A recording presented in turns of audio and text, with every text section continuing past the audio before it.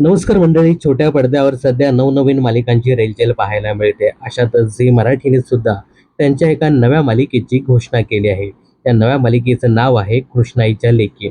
या मालिकेत मुख्य भूमिकेत कोण दिसणार याबद्दल प्रेक्षकांच्या मनात प्रचंड उत्सुकता निर्माण झाली होती. अखेर कृष्णाईच्या लेकी या मालिकेचा नुकताच पहिला प्रोमो शेअर करण्यात आलाय. यामधून लोकप्रिय आणि ज्येष्ठ अभिनेत्री निवेदिता सराफ या या मालिकेच्या माध्यमातून झी मराठीवर कमबॅक करताना दिसणार आहेत.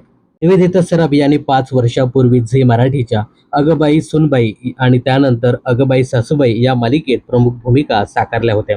निवेदिता यांनी साकारलेले बबड्याची आई घराघरात लोकप्रिय झाली होती. या पात्राला प्रेक्षकांनी भरभरून प्रेम दिलं.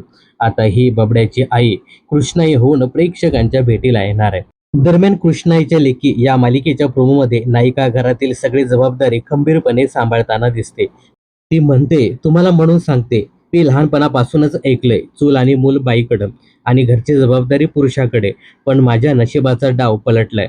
वंशाला दिवा नाही म्हणून नवऱ्याने हात झटकला.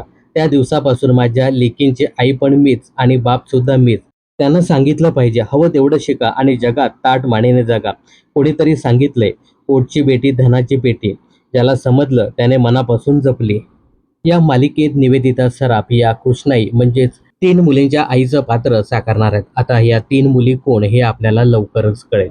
दरम्यान कृष्णाईचे लेकी ही मालिका हिंदीमधील गंगा माई की बेटियां आणि तेलुगूमधील राधामा कुथरू या मालिकेचा रिमेक असल्याचं बोललं जात आहे. आता ही मालिका कधीपासून आणि कोणत्या वेळेत प्रसारित केली जाते हे पाहणं खूपच इंटरेस्टिंग ठरणार आहे.